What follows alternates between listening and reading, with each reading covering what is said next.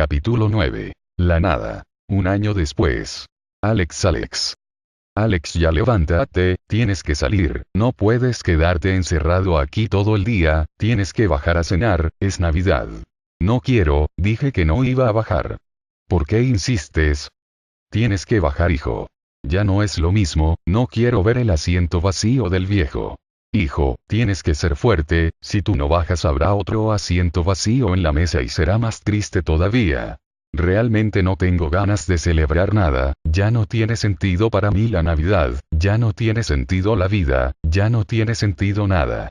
Pero tienes un hijo, por él debes seguir adelante, él tiene que ser tu motivo para vivir, por él tienes que darle un sentido a tu vida. Vieja, ya bajaré, solo déjame un rato a solas. Te esperaré abajo en la sala, todos tus hermanos están en la mesa, ya voy a servir el pavo. Tu hermana ha mandado para la cena navideña y quiere vernos a todos reunidos, quiere que grabes un video para que ella lo vea. Ok, ya bajo. Después que mi madre salió de la habitación, el silencio y el vacío volvieron a rodearme. Había tenido un año duro, triste y sin esperanzas, un par de meses después de morir mi padre, me había abandonado mi novia, aunque realmente lo había hecho un año atrás, pero siguió conmigo hasta sentirse segura de ya no necesitarme más y planear su vida.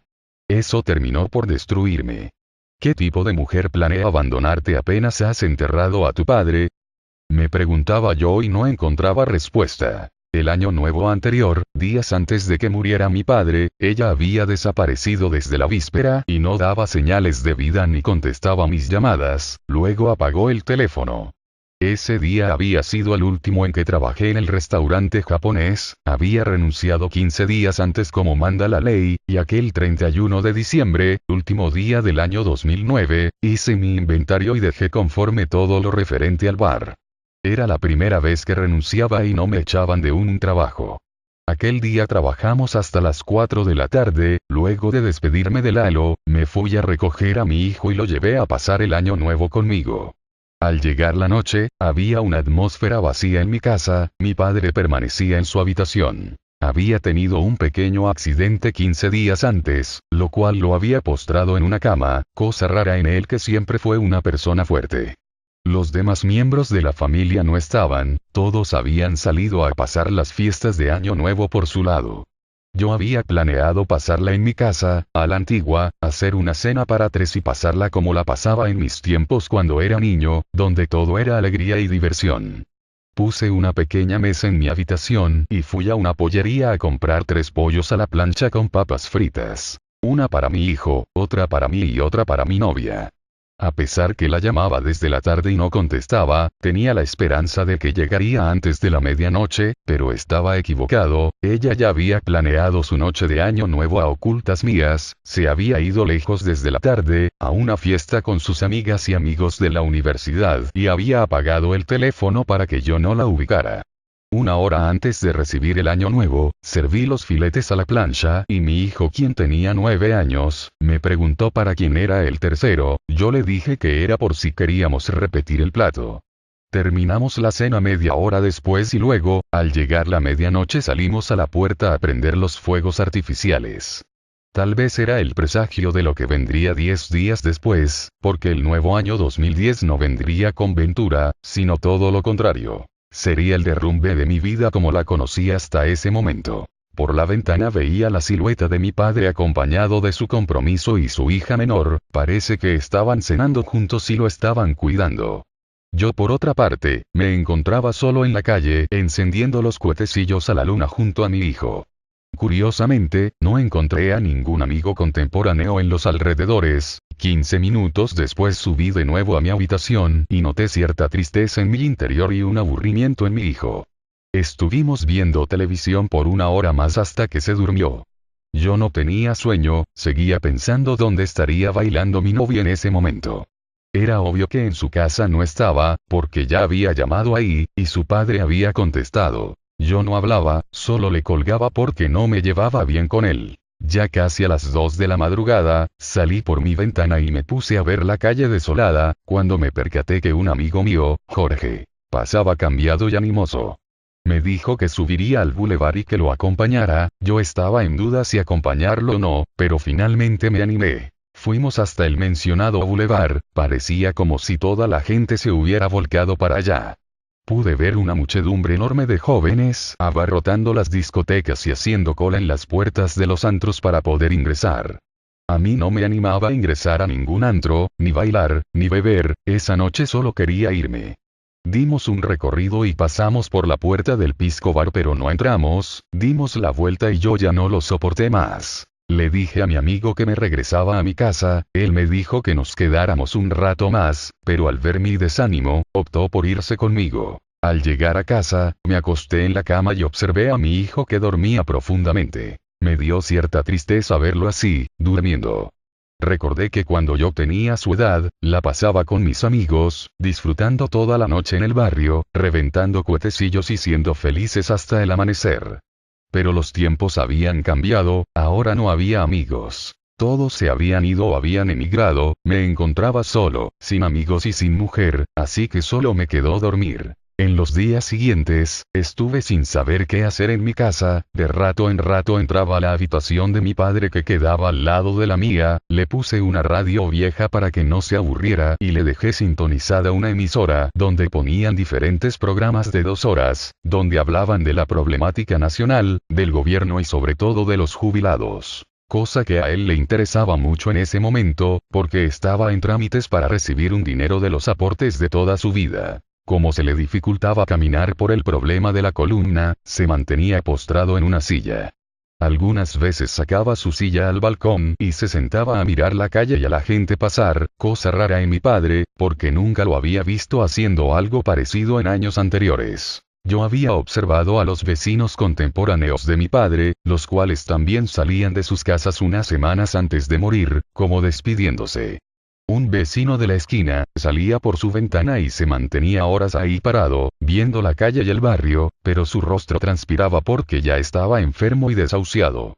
Otro vecino, salía con muletas, temblando y sudando a pararse en la puerta de su casa, la cual quedaba al frente de la mía, se veía que hacía un esfuerzo para mantenerse de pie, miraba al vacío temblando y con los ojos llorosos, luego sus hijos lo ingresaban con dificultad a su casa.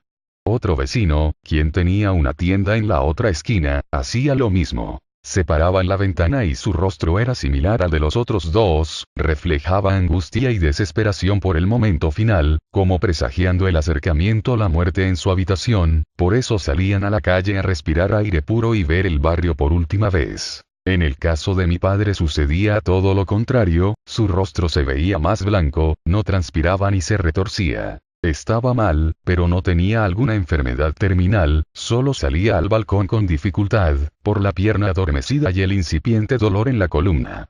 Se apoyaba con dificultad en un palo de escoba que había transformado en su bastón, y su rostro parecía decir que quería mirar el barrio, como esperando, no la muerte, sino a que bajara la inflamación del nervio y que su cuerpo reaccione para que vuelva a caminar bien. Un rostro sereno, casi como un santo terrenal, sano pero casi lisiado, tranquilo, pero con expectativa a una solución, con frustración pero a la vez con ilusión esperanzadora.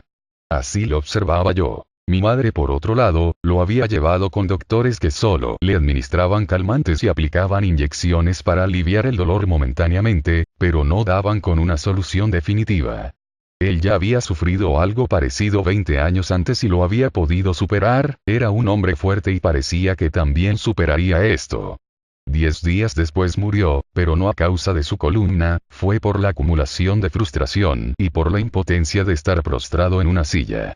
Por esos días la tensión aumentaba porque una semana después acudirían a la fiesta de promoción de su última hija, y él le había prometido bailar con ella el vals, cosa que hacía muy bien. Aquel día mi madre y todas las que lo cuidaban habían salido a comprar el vestido para la hija, y el viejo se quedó solo. Yo no pude advertir que estaba ansioso porque me mantuve en mi habitación haciendo mis cosas y no estaba a su lado. Por otro lado, mi presencia no habría sido de ayuda, porque mi padre siempre había preferido estar rodeado de mujeres, hijas, hermanas, esposas, que de hijos varones. Por la tarde lo escuché renegando porque la hijita de la mujer de mi hermano, había sacado a la calle una la frazada para jugar con sus amiguitas, haciendo subir luego a su pandilla al tercer piso. Mi padre al ver eso se indignó y retorciéndose de dolor, se levantó apoyándose con su bastón improvisado y dio unos gritos, resondrando a la niña majadera. Logré escuchar que le decía que no haga entrar a gente extraña a la casa y no deje la puerta abierta, cosa que él detestaba y yo también. La chiquita no le hizo caso, parece que en ese momento no se encontraban ni su mamá ni mi hermano. Finalmente el viejo alzó más la voz al ver que se burlaban de él en su propia casa, y renegó de impotencia por dentro. La chiquita malcriada salió a jugar al frente nuevamente con la frazada, esta vez como carpa. El viejo vio aquella escena y no pudo hacer nada más que llenarse de ira y mirar impotente desde su silla.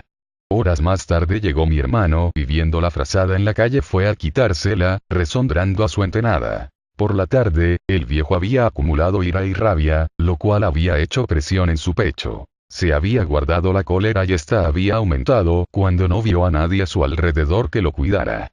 Ya por la noche vinieron mi madre, su amiga y su hija, con el vestido comprado para el baile de graduación. El viejo no pudo compartir su alegría, al contrario, todo el cúmulo de ira atragantada por el suceso de la tarde, más la frustración de ver el vestido y saber que no podría cumplir el sueño de su última hija, al no poder bailar con ella el vals, hizo que desencadenara en un fulminante ataque al corazón, que terminó en un paro cardíaco.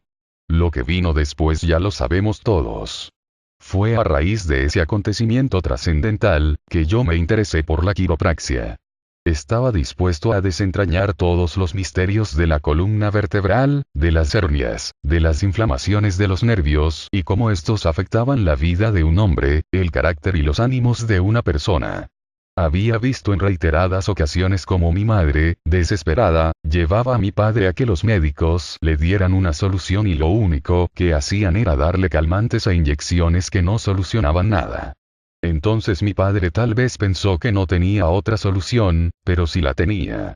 Lo que mi padre no sabía, era que los quiroprácticos habían estado dando soluciones a los problemas de la columna, que los médicos tradicionales no podían resolver, y que mucha gente volvía a tener una vida sana y llena de vida luego de llevar un tratamiento. Pero por aquellos días, nosotros confiábamos ciegamente en los médicos, y no encontramos otra salida. El haber presenciado la muerte de mi padre, hizo que me obsesionara y me dedicara a escudriñar, investigar, diagnosticar y finalmente resolver los problemas biomecánicos de las personas, que habían perdido sus esperanzas en la medicina farmacológica, optando por la medicina natural.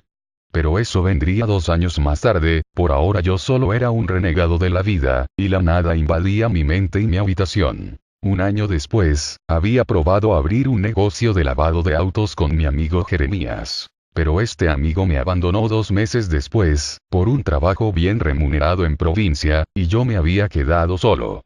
A fin de ese año cerré el negocio pero no lo lamenté, al contrario. Sentí que me había sacado un peso de encima. 1 año antes había vendido mis autos y tampoco lo había lamentado. En aquella ocasión, también sentí que me había quitado un peso de encima. Así que me encontraba solo otra vez, sin trabajo, sin negocio, sin mujer y sin ganas de nada.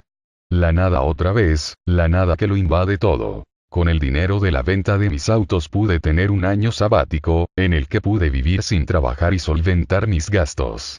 Me compré un teclado y un equipo de sonido de alta fidelidad y a eso dedicaba mi tiempo, a escuchar música y tocar el órgano. Había decidido hacer lo que realmente me gustaba y no hacer algo por obligación, al ya no importarme nada, tenía la libertad de invertir mi dinero y mi tiempo en lo que me llenara realmente, lo único que me faltó fue viajar, y viajar, y viajar, pero no sé por qué no lo hice. Cuando finalmente se me acabaron los ahorros, empecé a vivir de la quiropraxia, pero de una forma ambulante. Salía con mi toldo y mi camilla y hacía campañas en la calle, en los mercados y en las alámedas, y eso me daba para vivir. No tenía objetivos, ni sueños, ni esperanzas.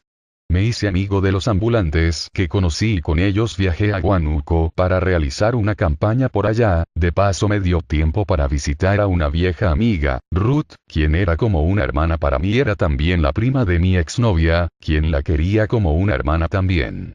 Me recibió una tarde en su casa y estuvimos conversando un par de horas, pero ninguno de los dos prefirió tocar el tema de la separación. Después de la charla, me fui de su casa con una sensación de vacío y tristeza fulminantes, y otra vez la nada se posó en mí, como un águila que arañaba mi cráneo y turbaba mi mente, hasta producirme fuertes dolores de cabeza. 3 meses después viajé a Tarma, también para hacer una campaña ambulatoria en aquel lugar. Aproveché en visitar a mi amigo y ex socio Jeremías, quien trabajaba en aquel tiempo por allá, y debo confesar que aquella vez en Tarma, la pasé mejor que en Huánuco, tal vez por la buena recepción de mi amigo y porque me llevó a conocer lugares turísticos y a probar comidas exóticas que realmente disfruté, aparte de su compañía. Al volver a mi casa, me sentí más relajado y más limpio de pesares, continué atendiendo a mis pacientes en la casa de mi padre y todo marchaba bien, hasta que recaí otra vez. Sentía la nada alrededor mío, en mi cama, en mi casa, en mi familia. Sentía la muerte posarse en mi casa, al morir mi sobrino, al morir mi perro, al enfermar mi hermano. La nada avanzaba como una niebla envolviéndolo todo, dentro y fuera de mí y de los míos. A causa de aquellos acontecimientos, me volví un ermitaño y medio loco, pero no un loco de la calle, sino un loco más intelectual y misterioso. Descubrí nuevas cosas y dejé de creer en muchas otras en las que hasta ese momento había creído.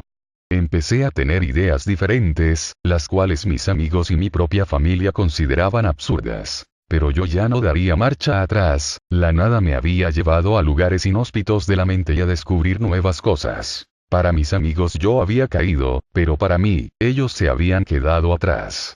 Cohabitábamos en mundos diferentes y yo me interesaba ahora por otros temas, el haber tocado fondo y haber traspasado el subsuelo, había hecho crecer en mí algo nuevo y perturbador, y ese algo nuevo había germinado en mi pecho y sus raíces se habían incrustado en mi alma, tan profundamente que ya nunca volvería a ser el mismo. Yo era ahora diferente, era algo sin nombre, un ser ausente, metido en mí mismo, aunque a veces solía disimularlo muy bien. Eso me hacía sentir, no diría que mejor, pero sí más profundo, al menos según mi propia idea. Por aquellos años se masificó el Facebook y todos los amigos y conocidos pasaron a reencontrarse en ese mundo virtual. Era una nueva forma de comunicación, la cual te hacía aislarte aún más de la vida real, para vivir en un mundo irreal. La otra forma de información eran los vídeos de YouTube, en los cuales la mayoría de la gente buscaba vídeos de risas y chistes, mientras otros buscaban información de misterios y otras realidades. En esos años duros, aprendí muchas cosas. Llené el vacío del alma con todo el conocimiento que podía almacenar, conocimiento que yo anteriormente había abandonado. Pude saber la verdad, mi verdad. Tiré a la basura todo lo aprendido en la escuela, dando la bienvenida al nuevo aprendizaje, y a una nueva visión. Pero me encontraba solo, cada vez más solo y aislado, cuando les mostraba a mis amigos mis nuevas ideas e investigaciones, ellos no lo comprendían y lo rechazaban. Entonces empezaron a preguntarse si yo realmente estaba loco o seguía cuerdo. Por otro lado, en Facebook empezó una verdadera confraternidad de intercambio de fotos, celebraciones, publicaciones y felicitaciones. Pero con el tiempo también vinieron las bromas, las burlas y también las ofensas. El Facebook, que supuestamente había sido creado para unir a las personas, estaba haciendo todo lo contrario en las amistades de antaño, separándolas y sumiéndolas en resentimiento mutuo. Después de un tiempo, ya nadie se saludaba entre sí, ni comentaba nada, sobre todo si eran tus amigos más cercanos, no los lejanos. Más tarde pude darme cuenta que aquel instrumento de ocio, se había convertido en el dueño de nuestras vidas y esperanzas, y en vez de unirnos, nos estaba separando aún más. En estos días, en los cuales escribo estas líneas, debo confesar que he eliminado a varios de mis contactos, incluyendo a algunos de mis amigos más cercanos, y debo decir que respiro más aliviado. El Facebook había fracasado, o viéndolo de otro ángulo, había triunfado, si su objetivo siempre había sido separar a las amistades. O éramos nosotros los que habíamos fracasado, al utilizar mal aquel instrumento endemoniado y bendito a la vez, no lo sé, el tiempo lo dirá. Por ahora prefería tener encuentros reales y muy espaciados con mis amigos, en vez de tenerlos todos los días conectados virtualmente sin saber de qué hablar. Era algo empalagoso y que empezaba a aburrir. ¿Tendría que renacer una nueva amistad, más pura y sincera en el mundo real, o tendría que salir algún nuevo dispositivo cibernético, porque este ya había caducado para mí? Un año después, me llamaron de un nuevo trabajo, una pizzería italiana muy conocida en San Isidro. Yo había dejado de trabajar hacía 3 años y no tenía ganas de seguir dedicándome al bar. Pero necesitaba el dinero, así que no lo hice por vocación sino por economía. Me pidieron llevar un currículo documentado, con todas mis constancias que certificaran que había trabajado en lugares de prestigio, porque no postulaba para cualquier puesto de barman, sino para un puesto de jefe de bar, lo cual ameritaba todo aquello. En la entrevista revisaron mi currículo y me hicieron preguntas que no venían al caso. La administradora que me entrevistó, tenía los ojos claros y sinceros aunque un poco tristes, tenía también una voz muy dulce y educada, pero tenía una mirada cansada, parecía que estaba aburrida de estar ahí. Después de leer mi currículo, empezó a hacerme preguntas desganadas. Yo aproveché en bombardearla con palabras inflamadas de méritos propios y ajenos, lo cual no me agradaba, pero tenía que hacerlo, porque necesitaba el trabajo y el sueldo que ofrecían era bueno para mí en ese momento. Ya casi al terminar la entrevista, me preguntó que hace cuánto tiempo no me dedicaba al bar, yo pequé de sincero y le dije que hacía 3 años. Inmediatamente ella cambió de parecer, me dijo como lamentándose: qué pena, tienes experiencia, pero queremos a una persona que haya estado activa en el bar en los últimos años. Yo no me amilané y empecé a decirle que yo no había estado activo en un bar fijo, pero había estado trabajando en eventos y tenía 15 años de experiencia en el bar. No me enorgullecía decir que tenía más de 15 años en el bar, al contrario, me avergonzaba saber que en 15 años no había podido hacer otra cosa. Continué, y le dije que los tragos que tenía en su carta no eran nuevos para mí, que incluso podía mejorarlos e innovar en su barra. Ella se quedó mirándome un momento como pensativa, luego de unos segundos reaccionó, como saliendo de sí misma. Me dijo que haría todo lo posible pero que no me prometía nada. Me dijo también que si me llamaban sería para pasar una segunda entrevista y una prueba de preparación de cócteles. Ok, dije yo, no hay problema, ok Alexander, buenas tardes y gracias. En los días siguientes volví a mi vida cotidiana sin lamentar la entrevista. Ya estaba acostumbrado a eso, en los últimos años las entrevistas habían cambiado, no para mejor. Habían aparecido agencias de empleos que se hacían llamar consultorías, donde jovenzuelas de 20 años, aprendices de administradoras y psicología, te hacían preguntas tontas, te decían que tenías que ser proactivo, esa era la nueva palabra que estaba de moda, te hacían dibujar los mismos dibujos de psicología de hace 20 años atrás y llenar cuestionarios interminables. Finalmente te hacían la pregunta más estúpida que podías oír: ¿cuáles son tus pretensiones salariales? Y cuando tú les decías el monto, automáticamente te hacían ver que la empresa solo pagaba este otro monto miserable. Entonces, ¿para qué rayos hacían esa pregunta tan tonta?, pensaba yo, mientras me retiraba arrepentido de haber perdido mi tiempo. Una semana después, me llamó otra vez la administradora de los ojos cansados. Alexander. Sí, él habla. Buenas tardes. Te habla la administradora de la pizzería italiana, has sido seleccionado para hacer una prueba, que será el día lunes a las 3 de la tarde aquí en San Isidro. Ok, ahí estaré. Hasta el lunes entonces. Buenas tardes. Buenas tardes. Al colgar seguí caminando tranquilo, el sol de la tarde empezaba a teñir de color naranja el cielo villano. Eran los últimos días de abril y el sol ya no quemaba tanto como en verano, pero todo se veía aún colorido, con atardeceres anaranjados y tonos rojizos. El día lunes me acerqué al restaurante, me mandaron a preparar 3 cócteles, los cuales subí a las oficinas de administración. De pronto me rodearon una docena de mujeres de todas las edades, eran las que trabajaban en las oficinas del segundo piso, y no se emocionaban por mí, sino porque la administradora había dicho que todas ellas podían probar los cócteles. Al terminar me dijeron que en 3 días, tendría que ir al local de Barranco y que allí pasaría una entrevista final con un barman ejecutivo. El día mencionado llegó y me dirigí a primera hora hacia el local de Barranco, vi que el restaurante aún estaba cerrado, por lo que me quedé parado en la puerta esperando, de pronto llegó una mujer con cara de amargada, quien pasó por mi lado y me miró con desdén, yo no bajé la mirada pero aún así no nos saludamos. Minutos después llegó la administradora de los ojos tristones, nos saludamos sinceramente y me invitó a pasar. Al ingresar vi que había otro barman sentado esperando, no quise sentarme junto a él ni hablarle, preferí esperar sentado a cierta distancia. Por fin llegó el mencionado barman ejecutivo, era un tipo con ojos de pulpo y cabeza rapada. Me hizo sentar junto al otro barman y enseguida empezó a revisar nuestros currículos, después empezó a hacernos preguntas, una de ellas era: ¿cuántos cócteles sabes hacer de memoria? Yo respondí que 40, e inmediatamente le preguntó lo mismo el otro barman, él dijo que 60. Luego las preguntas fueron similares y repetitivas, ¿cómo se preparará tal cóctel y qué método tienes para hacer este otro?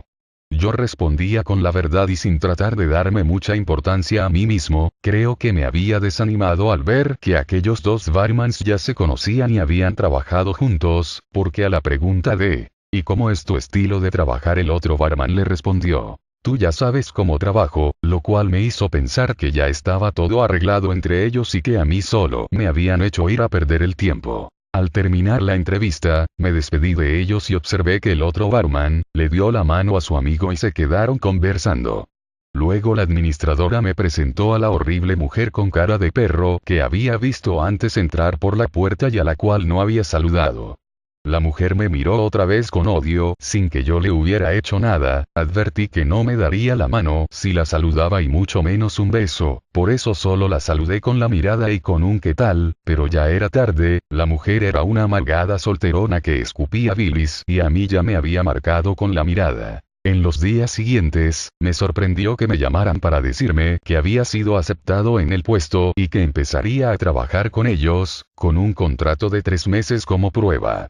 Así me reencontré de nuevo con el bar y empecé a acudir al local de San Isidro, ganando el doble de sueldo que ganaban los otros chicos de aquella barra.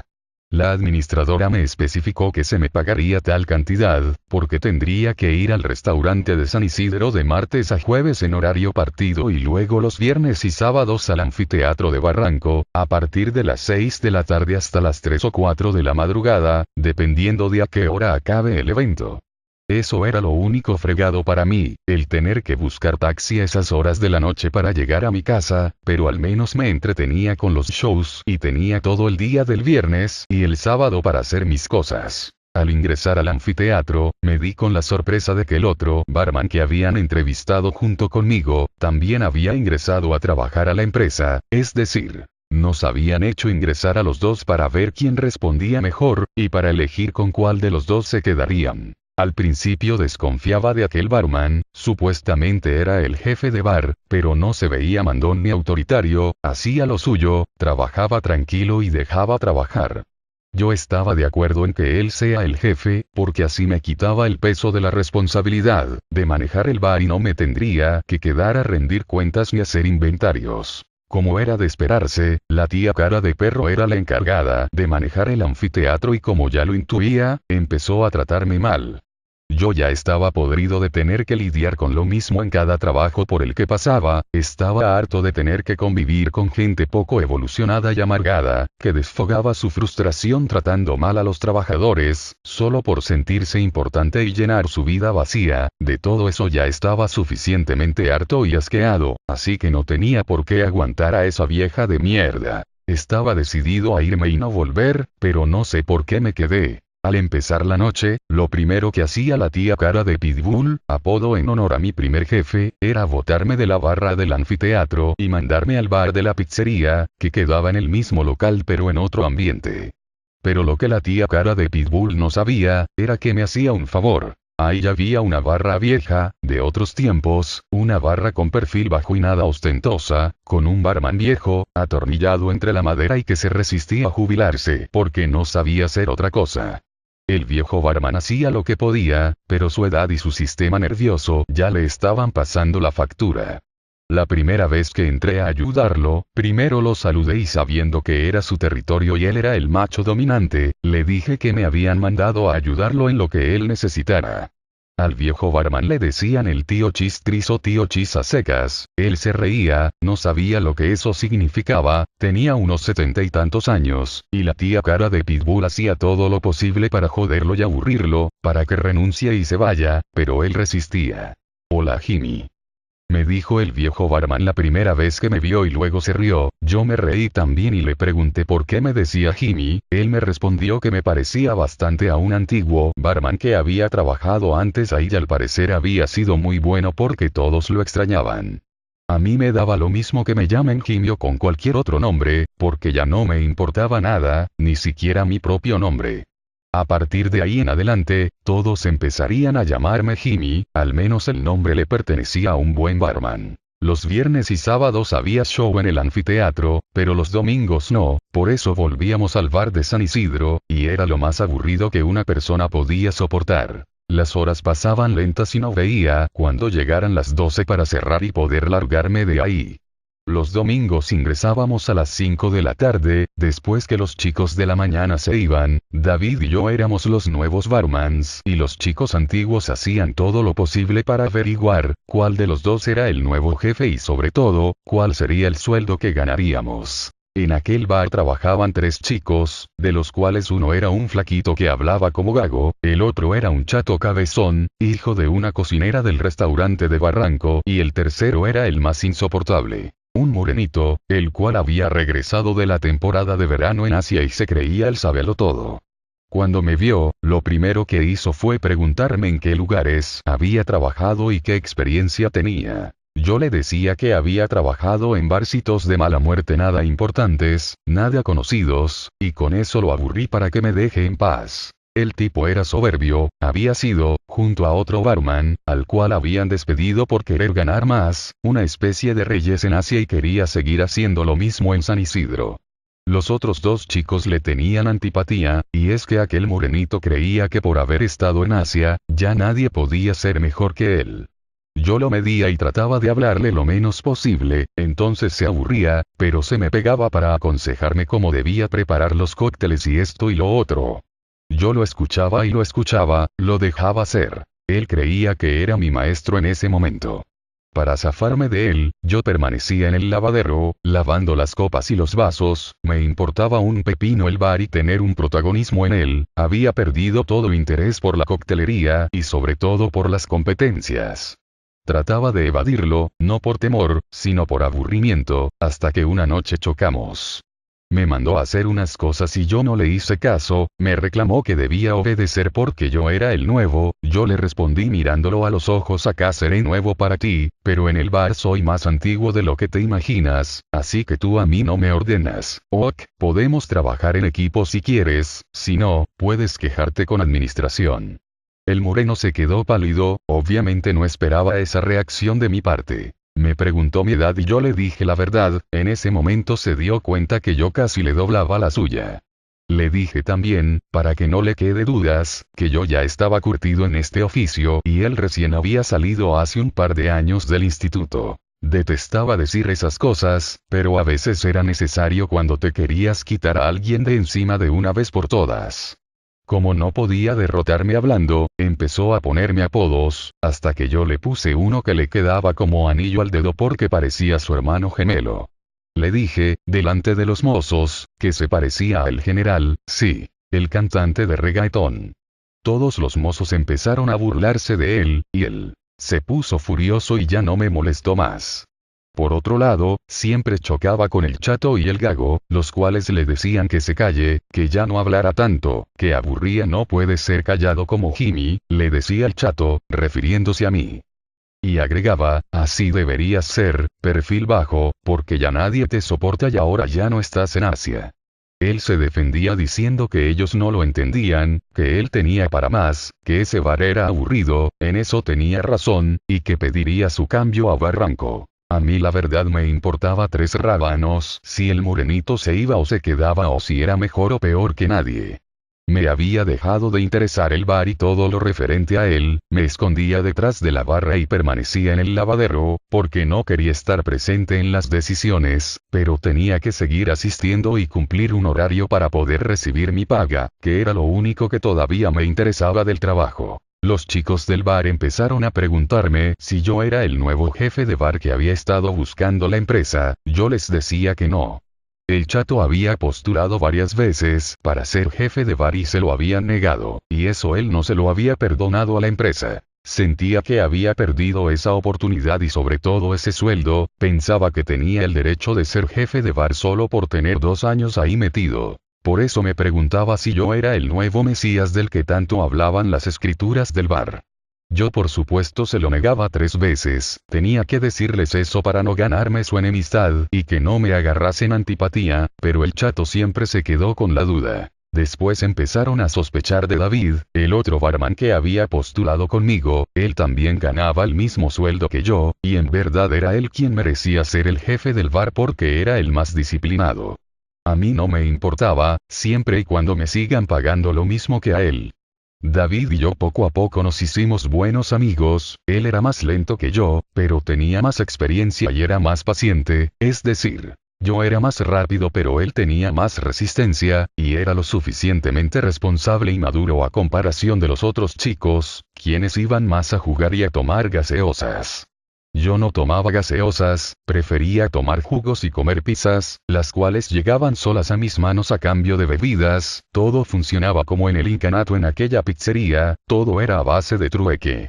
Por otro lado, al local de Barranco iba a cubrir los descansos del viejo barman y los fines de semana al anfiteatro, eso distraía el aburrimiento y la rutina. Quería quedarme a trabajar en Barranco todos los días, pero eso no se podía, hablé con la administradora, pero ella me dijo, a ti se te está pagando esa cantidad para que cubras días en San Isidro y los fines de semana en anfiteatro, así que no puedo hacer ese cambio. El anfiteatro era divertido, a no ser por la tía cara de Pitbull, quien no dejaba de acosarme, pero los shows que hacían, compensaban el mal carácter de aquella vieja solterona y rabiosa.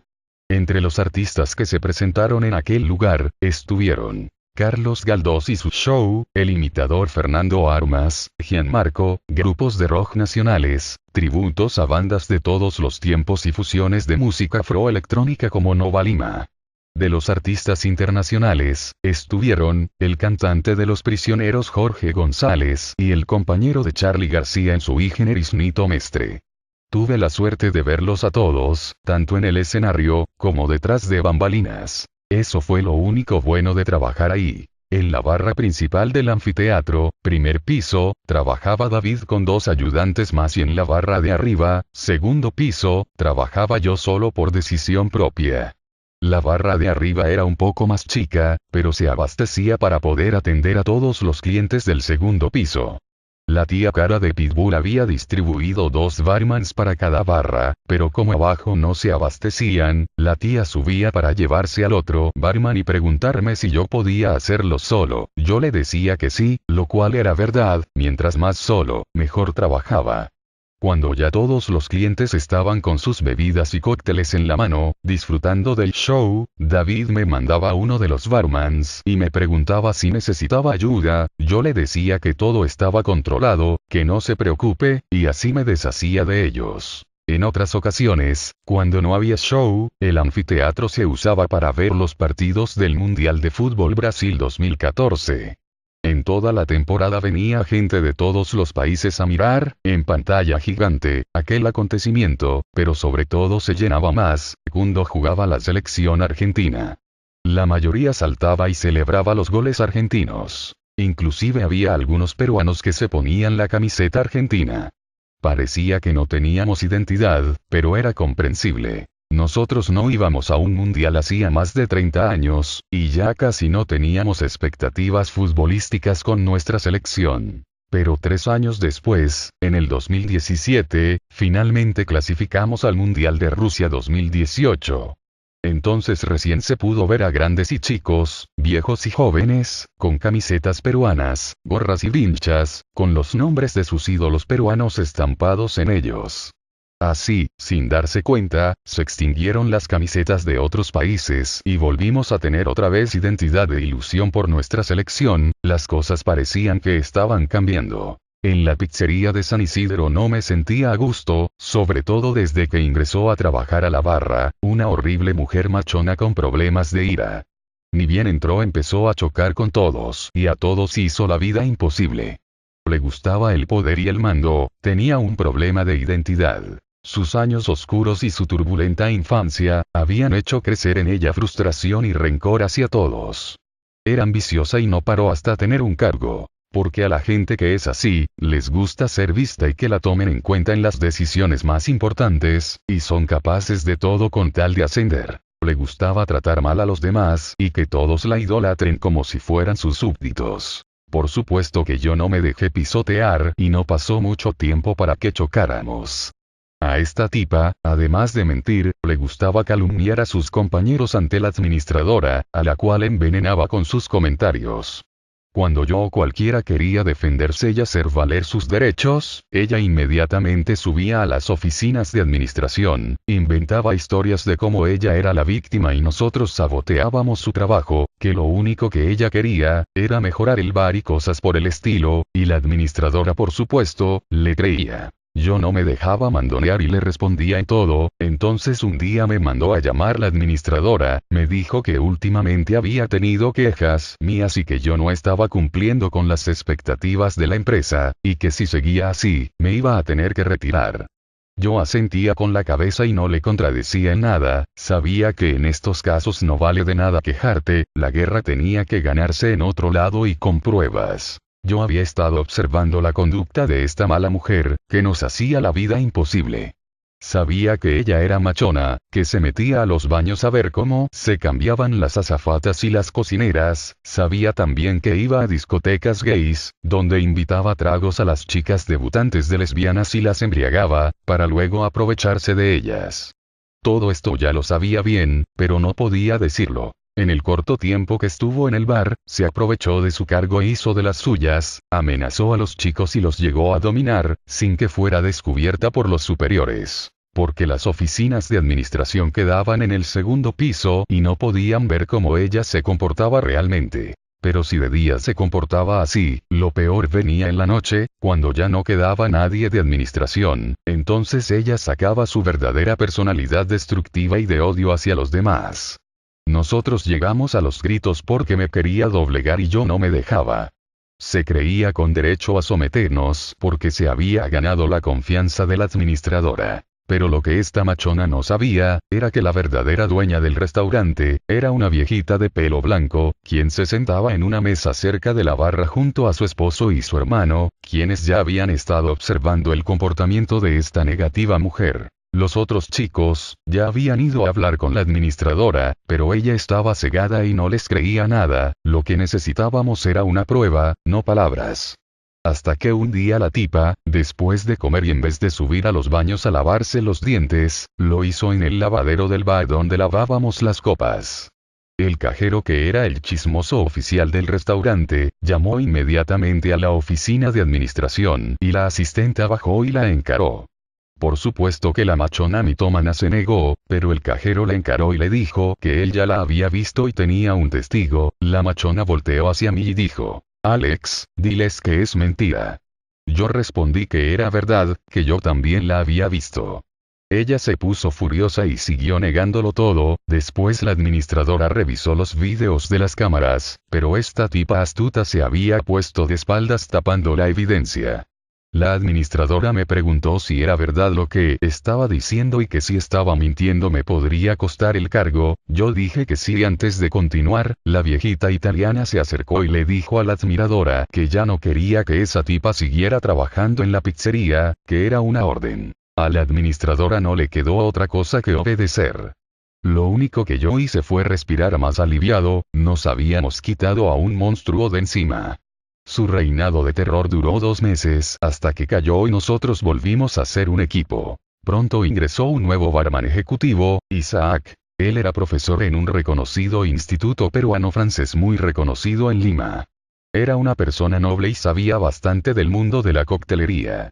Formó un equipo con los barmans de los 3 locales, San Isidro, Barranco y Chacarilla, tomó exámenes de conocimiento para ver quiénes estaban mejor calificados, y al ver mi puntuación, se sorprendió y sonriendo me dijo: "Tú sabes más de lo que aparentas".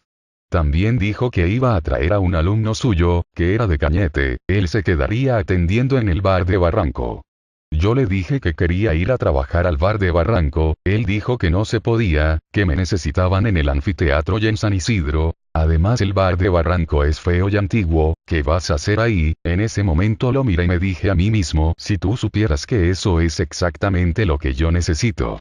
Y es que a mí ya no me interesaba que el bar fuera lujoso y ostentoso, al contrario. El bar de Barranco tenía una especie de atmósfera de otro tiempo, como de un barco antiguo de madera, también tenía una especie de callejón, donde había una mesa vieja de madera y un lavadero, estantes de botellas de vino y licores, y era el lugar perfecto para ponerme a escribir, pero eso nadie lo sabía, y nadie lo entendería si se lo decía. Una vez más perdí mi oportunidad de quedarme en ese bar antiguo, con el viejo barman que dormía sentado en el banquito, con la cabeza caída apuntando hacia la vieja mesa de madera, a un lado de las pequeñas máquinas de café. Ese sería algún día mi sitio de tranquilidad para ponerme a escribir, no en papel, sino a través de mi teléfono móvil, pero eso sucedería un año después. De la pizzería de San Isidro, lo único que puedo rescatar es la amistad que formé con los pizzeros, con las cocineras y con los mozos, todos con personalidades diferentes y singulares. De los clientes conocidos de la televisión, pude distinguir a algunos nuevos y a otros que ya los había atendido antes en otros trabajos, pero el acontecimiento más impactante y que más recuerdo con emoción, fue cuando nos visitó la mismísima María Antonieta de las Nieves la Chilindrina, quien estaba de gira en nuestro país por esas fechas del mes de julio, cuando vienen los circos por fiestas patrias. Unos amigos, peruanos, la habían llevado a cenar a la antigua pizzería, y después del postre, cada mozo se acercó para tomarse una foto con ella. Ella muy amable, no se negó con nadie, al contrario, accedía gratamente con cada mozo que se acercaba. Yo no pude tomarme la foto con ella, pero me acerqué lo suficiente como para poder observar su rostro de cerca y memorizarlo para siempre. Era un rostro hermoso, una piel fresca, lozana y bien cuidada, una mujer encantadora, tanto físicamente como en personalidad. Era ella, la Chilindrina, el personaje que tanto me había hecho reír de niño. Pero esa noche no era el personaje el que me deleitaba, sino la mujer que lo encarnaba, la actriz, la leyenda. Era simplemente María Antonieta de las Nieves, y yo era alguien que la observaba desde una cierta distancia, sin que ella lo supiera. Los meses pasaron, hasta que llegó diciembre, mes en que empieza la temporada de verano en Asia, al sur de Lima, y a David y a mí nos mandaron a manejar aquel bar. Yo no quería ir, ni mucho menos quedarme a Asia, pero tenía obligaciones que cumplir. El trabajo era cama adentro, es decir, 6 días a la semana sin poder salir de esa prisión, y un día de descanso para poder volver a Lima a ver a la familia. El solo pensarlo me hacía sentir horrible, así que hablé con la administradora de los ojos tristones y le dije que iba a empezar a estudiar. Le dije que en Asia solo venía gente los viernes, sábados y domingos y los demás días era pan comido, y que un par de barmans podrían hacer el trabajo. Ella dijo: ¿qué me quieres decir? Digo que, quiero renunciar a mi sueldo fijo y asistir a Asia solo los viernes, sábados y domingos, como un barman temporal.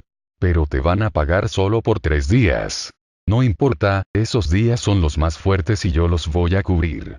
Bueno, pero te informo que a los barmans de fines de semana les pagan esta suma. Pero eso es muy poco. Sí, pero es lo que paga la empresa por día a los chicos en Asia. Pero usted sabe que yo no soy un aprendiz, y fácilmente puedo hacer el trabajo de 2 chicos. Sí, lo sé, pero... Bueno, te puedo dar esta cantidad, pero no más. Está bien, eso es suficiente para mí. Ojo que ya no tendrás derecho a propinas quincenales, sino de solo 3 días. Pero sí tienes derecho a pasajes de ida y vuelta. Ok, perfecto. Ok, prepárate porque hoy es la noche de Año Nuevo y no sabes lo que es eso allá. No vayas a llegar tarde. No se preocupe. Ok, Alexander, buenas tardes. Buenas tardes y feliz Año Nuevo. Salí de la oficina, eran como las 2 de la tarde y había un sol hermoso allá afuera. En el parque me esperaba mi amiga, yo recién había recibido mi paga y me fui con ella a una cevichería muy conocida en la avenida Apetito Wars, pedimos un ceviche y un chicharrón de pescado buenísimo y lo acompañamos con par de cervezas de Malta. Fue un momento agradable, si no fuera porque recordaba que más tarde tendría que ir hacia el sur, a un lugar al cual no quería ir, pero las circunstancias así lo requerían. A las 4 de la tarde, mi amiga me despidió en el terminal y yo me embarqué en el bus que me llevaría a pasar el año nuevo trabajando como siempre. Al llegar al bulevar todo se veía tranquilo como siempre en las tardes. Pero en la noche, la cosa cambió, la gente venía por manadas, con hambre y con sed y todos querían ser los primeros en ser atendidos. Esa noche, la gente que estaba sentada en las mesas de la pizzería, eran solo personas mayores y niños. Los jóvenes estaban metidos en las discotecas de música electrónica y pachanga, todas muy diferentes en música y estilo, pero iguales en precio, todas cobraban 100 soles el ingreso por persona, más o menos $30 al cambio en mi país. Yo estaba preparado para la matanza, pero fue todo lo contrario. Fue una noche aburrida, con una orquesta aburrida y gente mayor aburrida. Todo acabó a las 3 am, y a las 4 me fui a dormir. Nuestros aposentos estaban en el segundo nivel, en camarotes agrupados como en un cuartel. Mis compañeros de trabajo se habían ido a bailar, pero no a las discotecas de 100 soles, sino a un antro que quedaba fuera del bulevar, en la cual cobraban 5 soles el ingreso, y donde la mayoría de mozos, azafatas, y barman sacudían para no quedarse con las ganas de bailar. Yo preferí dormir. A la mañana siguiente la tía cara de Pitbull, quien ya se mostraba amigable conmigo, por conveniencia, porque me pedía alcohol a escondidas, se despertó y se sorprendió al verme en el bar, me preguntó si no había ido a bailar con los demás, yo le dije que prefería dormir, ella dijo que también prefería lo mismo, luego me pidió un vaso de jugo de naranja y se metió otra vez a su cuarto. En San Isidro me habían contado historias sobre ella, las cuales decían que cuando estuvo al mando del hotel de Mancora, se había acostado con un mozo, y luego, en otro local de San Bartolo, había hecho lo mismo con otro mozo. No me consta, eran habladurías de los mozos, pero ya 2 diferentes personas me decían lo mismo. Si era cierto, estaba en su derecho, porque era una mujer solterona y amargada. Por mi parte yo evitaba imaginar cómo pondría su cara de Pitbull cuando tendría un orgasmo, pero eso era inevitable en mí. Al Boulevard de Asia iba todos los fines de semana, pero los días se me hacían eternos. Ni bien entraba los viernes por la tarde, ya me quería regresar de nuevo a Lima a disfrutar de la libertad, hasta que llegaba el domingo y contaba las horas para largarme. La movilidad de la empresa venía a las 11 de la noche para recogernos y yo corría a cambiarme y poder coger un asiento libre. La sensación era una mezcla de libertad y alegría por volver a casa. Mi amigo David se tenía que quedar toda la semana metido allí, en su día de descanso, en su lugar se quedaba un barman que vivía en Cañete. En los días particulares asistía poca gente y lo único que aquel barman hacía era mirar televisión y tomar jugos, gaseosas y cafés. Yo en cambio, esos días trataba de disfrutarlos en casa, haciendo lo mejor que sabía hacer, dormir. Ya por la tarde cuando todo se ponía más fresco, hacía mis cosas y me iba aclimatando, dejando que la angustia del existencialismo se vaya disipando con las horas de la noche, en la cual me ponía en onda, brindando con un vino tinto, unos daiquiris de durazno y en buena compañía. Eso era suficiente para mí, eso y la buena compañía de mi amiga que siempre venía a visitarme. Los meses pasaron y yo no me acostumbraba al trabajo en Asia, los clientes venían en grupos y se sentaban a pedir comidas y bebidas al por mayor, mientras otros grupos esperaban en la puerta. La cabaña del restaurante era gigante, con capacidad para 250 personas, todas ellas con hambre y con sed. Gente de dinero, que venía en grupos de grandes familias, y no se medían en gastos. En Asia podía verse gente de la farándula, periodistas, congresistas y demás especies en extinción, gastaban 500 soles en una cena y se daban la gran vida. Algunos eran prepotentes y se creían con el derecho de tratar mal a los mozos. Una vez, un joven con cara de loco, me insultó, me decía que salga del bar para que me saque la mierda. Yo no le respondía pero lo miraba fijamente a los ojos, eso lo exasperaba más, esperé a que se canse y se fue. Pero ¿por qué esta gente era tan violenta? Les habían dicho seguramente que eran los reyes de aquel lugar, y como estaban acostumbrados a tener servidumbre que les cumpla todos sus caprichos, querían hacer lo mismo en aquel bulevar. Era el poder del dinero, era una mierda todo ese mundillo de Asia, fue una experiencia que no me gustó para nada y espero no regresar nunca más, a menos que sea como celebridad y no como un trabajador. Una noche, mientras dormíamos en nuestros camarotes, ingresó por la ventana un joven desorientado. El señor de seguridad prendió la luz y lo encaró, entre sueños yo escuchaba cómo lo interrogaba, hasta que desperté por la bulla. El joven no era ningún ladrón y hablaba como pituco, se notaba que era un bailante de las discotecas de 100 soles. Estaba bebido pero asustado, porque se había perdido, había salido de la discoteca y por error había ingresado al sótano del Titanic, donde descansaban los que hacían mover toda esa maquinaria de comidas y bebidas llamada Asia. Creo que eso fue lo que más lo asustó, el haber entrado en otra realidad por unos minutos. El hombre de seguridad se lo llevó, y al revisar que no se había escondido nada, lo dejó ir para no hacer ningún escándalo. Otro tema del que nadie habla en Asia, son los zancudos y los mosquitos, que, comparados con los de Lima, son unos verdaderos kamikazes y despiadados bichos, sedientos de sangre y muy ruidosos. Sonaban como avionetas de la Segunda Guerra Mundial y te picaban sin compasión en cualquier parte del cuerpo que estuviera descubierta. La primera vez no pude dormir toda la noche, porque me encontraba en plena batalla, defendiéndome de aquellos zancudos, pero la próxima vez vine preparado con un mosquitero que extendí por todo el camarote. A partir de esa noche pude dormir sin ser picoteado, pero aún así podías oír los zumbidos de estos vampiros sin compasión. El detalle curioso era que estos mosquitos y zancudos no se aparecían ni por asomo los viernes y sábados por la noche, y no era que descansaran esos días, al contrario, en esos días venía el doble de gente, pero los mosquitos eran lo suficientemente astutos para no venir, ya sea por pereza o ya sea por evitar la horrible música que sonaba en las discotecas de moda. Hasta que lo descubrí y resolví el misterio de los zancudos desertores. No era porque fueran cristianos y evitaran las fiestas, sino que era por razones audibles, por los parlantes que escupían música electrónica toda la noche y sobre todo por sus sonidos bajos y agudos. Ese sonido desorientaba a los zancudos y ellos no lo podían soportar, así que nosotros aprovechábamos en dormir tranquilos en short, sin polo y sin medias por el calor. Pero ni bien llegaba la noche del domingo y las discotecas enmudecían, entonces los mosquitos venían hambrientos y con sed de venganza. Felizmente los domingos yo ya estaba en Lima a esas horas, pero dejaba mi mosquitero disponible para que algún otro menos afortunado pueda protegerse con él. En la última semana de enero, hubo un incidente muy penoso que no pudo pasar desapercibido.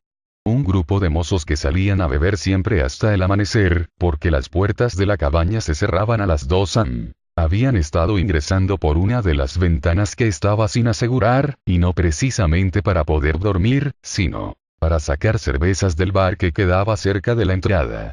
Uno de ellos, seguro el más ebrio, al querer volver a ingresar, cayó, rompiendo el vidrio de la ventana. El encargado del personal, como buen chismoso que era, en vez de dar una reprimenda privada a los chicos, llamó a la seguridad del bulevar y el resultado fue aún peor. Tomaron nota, tomaron fotos e informaron todo a la dueña del restaurante y a los socios del bulevar. Aquellos mozos, fueron 6, los despidieron sin goce de haberes ni liquidaciones por tiempo de servicio, por haber cogido insumos del bar. Después de aquello, la seguridad del bulevar se redobló y pedían identificaciones para ingresar y salir, incluso te revisaban las mochilas y ya no querían dejarnos salir ni para ir a comprar al grifo. Yo nunca entraba por la puerta del personal, sino por la puerta principal donde entraban los clientes y nunca me pidieron mis documentos. Ingresaba con mi sombrero blanco con cinta negra, unas gafas oscuras, mi camisa blanca, y caminaba como todo un señor. Los porteros me saludaban y yo inclinaba mi cabeza como en las películas de magantes. Era muy gracioso y a la vez liberador. En estos lugares, la imagen lo es todo y también la educación. No era que los quisiera imitar, pero siempre he utilizado el camuflaje y he disfrutado la máscara, eso para mí era como interpretar un personaje de alguna película clásica. Algunas veces por las noches, cuando salía temprano del bar, salía a pasear por el bulevar con 2 compañeros, 2 mozos, y caminábamos para deleitarnos con las chicas guapas que desfilaban con sus minifaldas y sus tacos, parecidos a los del personaje de la Chola Chabuca. Yo nunca piropeaba ni molestaba a las chicas, no me gusta silbar ni dar piropos, pero sí mirar. En una ocasión nos cruzamos con un grupo de chicos pitucos y racistas, uno de ellos dijo: cholos de mierda, ¿por qué dejan entrar gente así al bulevar? Esto lo dijo cuando pasó al lado de un compañero mío. Él, que era algo temperamental, inmediatamente volteó y le dijo que repitiera lo que había dicho. Los pitucos lo rodearon y parece que se preparaban para darle una paliza. Mi compañero se cuadró inmediatamente, pero uno de ellos le dijo: tócame y acá te vas preso, huevón. Yo me acerqué y lo jalé del brazo diciéndole que se calmara. Curiosamente a mí no me dijeron nada aquellos chicos. Por el camino, mi compañero iba renegando y con voz entrecortada decía: yo no le he hecho nada, todo porque me ven así nomás. Para que se distraiga de lo sucedido, lo llevé a un bar al aire libre, donde tocaban música rock y reggae en vivo. Estuvimos escuchando la música desde cierta distancia, parece que eso nos limpió el espíritu porque volvimos más contentos, siempre midiendo el tiempo en el reloj, para llegar antes que nos cerraran la puerta. A la siguiente semana renunció porque discutió con un administrador afeminado y engreído, y fue la última vez que lo vi en aquel bulevar. Le decían el loco bombero, porque andaba con su radio, llamando a su compañía de bomberos real o imaginaria, era muy gracioso y raro a la vez. Por fin vino febrero y la cosa se puso aún peor, es decir, venía más gente. El restaurante ahora parecía una fábrica de comidas y bebidas. En el bar solo éramos 2, David y yo, a los otros 2 barmans de Cañete, los habían sacado para ser mozos, ya que se habían dado cuenta que David y yo nos abastecíamos solos y no parábamos de fabricar cócteles toda la noche, trabajando con la licuadora a toda potencia, tanto que la cuchilla perdía el filo de tanto picar hielo. David sabía que a mí no me gustaba lavar mucho las copas y que cuando lo hacía, mojaba todo el piso. Abría mucho el caño, pero esto lo hacía para que las copas se enjuaguen más rápido y así avanzar con el trabajo. David, en cambio, tenía la paciencia que yo no tenía, él abría poco el caño y lavaba las copas sin salpicar ni una gota de agua.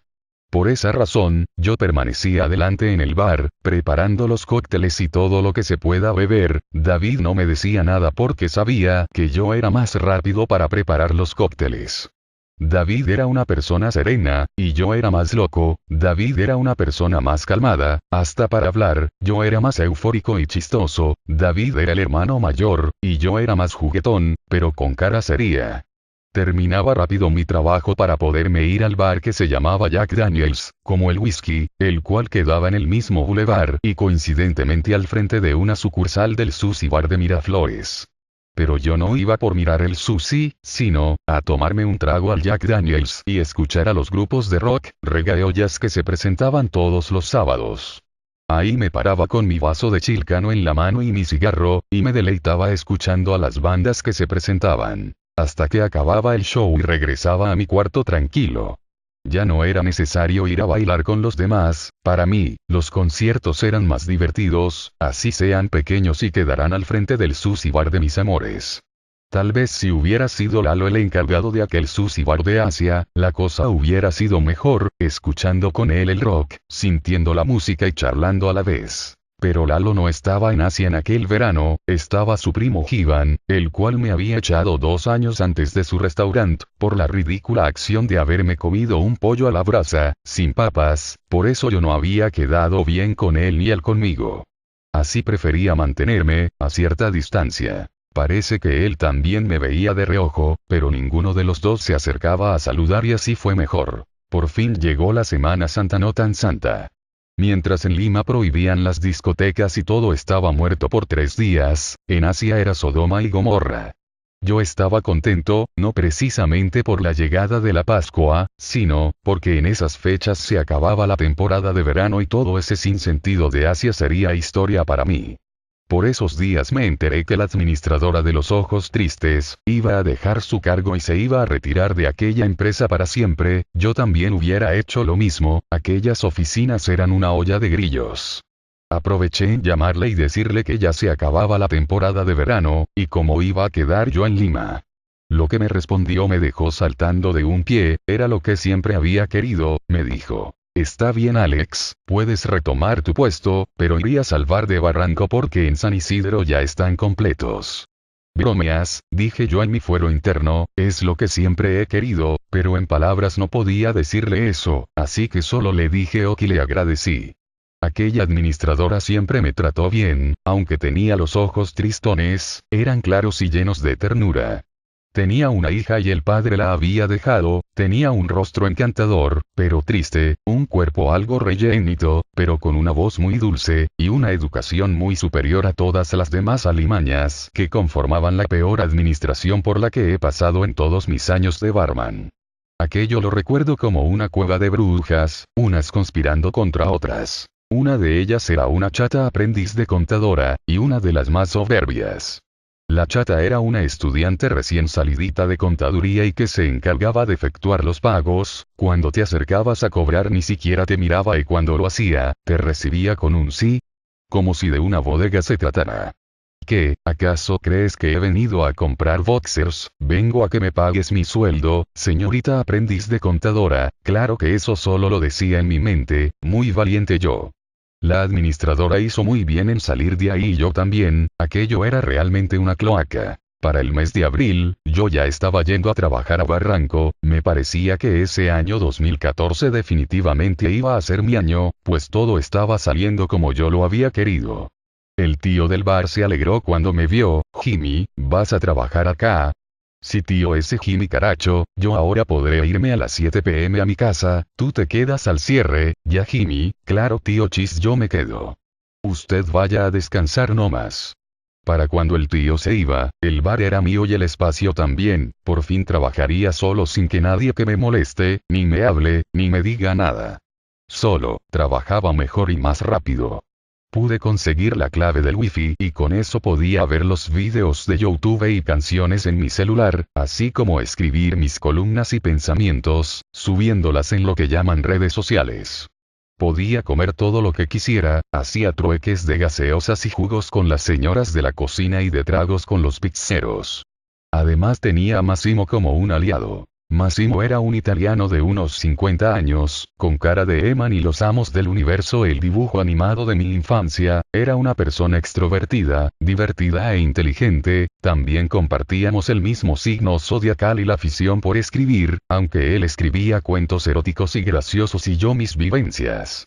Nos caímos bien desde un principio y terminamos volviéndonos patas, cuates, yuntas, parceros, panas, amigos, y sobre todo cómplices. En aquel bar de Barranco, todo marchaba bien durante el día, y por las noches mucho mejor, cuando no estaba la chata encargada del almacén, quien estaba en ese cargo por ser la chismosa oficial de la nueva administradora, pero cuando ella se iba a las 7 p.m., el restaurante era todo nuestro. La pizzería de Barranco, era una casona de madera, llena de velas y cuadros, barriles y chimeneas. Yo me sentía como en mi hábitat, tal vez por eso me influencié por usar lámparas en mi salita y en mi cuarto, el estar rodeado de ese ambiente me tranquilizaba y me relajaba. Massimo les leía a los mozos sus cuentos eróticos cuando no había clientes, mientras yo, iba escuchando y riéndome de sus locuras desde la barra.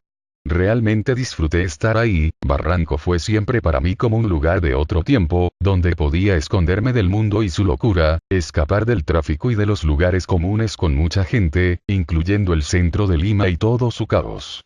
Por fin trabajaría lejos de San Isidro, por fin tendría libertad y privacidad para escribir. En los primeros días de abril me instalé definitivamente en Barranco, el horario era partido, pero no había otra opción, entraba a las 11 am y a las 4 p.m. ya estaba afuera. Durante el braque, me escondía por el anfiteatro para poder dormir, otras veces salía a dar una vuelta, después encontré un escondite en el segundo piso, al lado del camerino donde se cambiaban los artistas los fines de semana. Otras veces subía a la azotea al lado de las chimeneas de la pizzería y divisaba todo el panorama.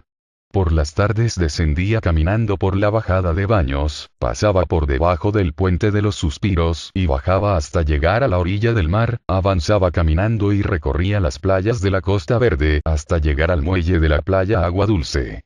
Ahí atracaba y observaba cómo la gente disfrutaba del día soleado, de los botes y del agua. Yo no sentía que lo disfrutara tanto como ellos, me sentía siempre como un extraño, como un observador, un mirón que no podía compartir sus sentimientos de felicidad y alegría por un poco de mar y sol, por eso solo me limitaba a observar el panorama y algunas veces a tomar fotos. Otras veces paseaba por el malecón, pasando todo el acantilado, hasta llegar al límite entre Barranco y Miraflores, luego subí hasta la avenida y volvía nuevamente hacia el restaurante.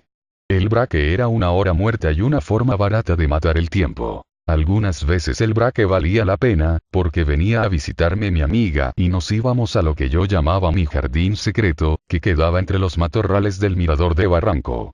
La gente solo llegaba hasta ese límite, pero yo ya había explorado la zona tantas veces, que me la conocía al revés y al derecho, así que bajábamos con mi amiga y nos perdíamos entre los arbustos hasta llegar al acantilado y poder ver el mar al atardecer. Ese era mi escondite y era tranquilizante para mí, ahí me quedaba algunas tardes solo acompañado hasta ver la puesta de sol, alguna vez también llevé a mi hijo y a algún otro amigo, y la sensación era igual y distinta cada día. Una vez, con mi amiga, en vez de subir por el mirador, salimos por un restaurante que quedaba cerca y que tenía salida hacia el jardín secreto. Nos sentamos en aquel restaurante y pedimos un par de sándwiches con gaseosas y la pasamos muy bien, nunca nos pillaron ni nos dijeron nada, solo salimos por la puerta principal del restaurante y ya estábamos otra vez debajo del puente de los suspiros, aquello era como un juego de laberinto que ya conocía. Por aquellas fechas de abril del 2014, se presentaría por segunda vez en Lima el ex Beatle Paul McCartney, dando un concierto en el Estadio Nacional.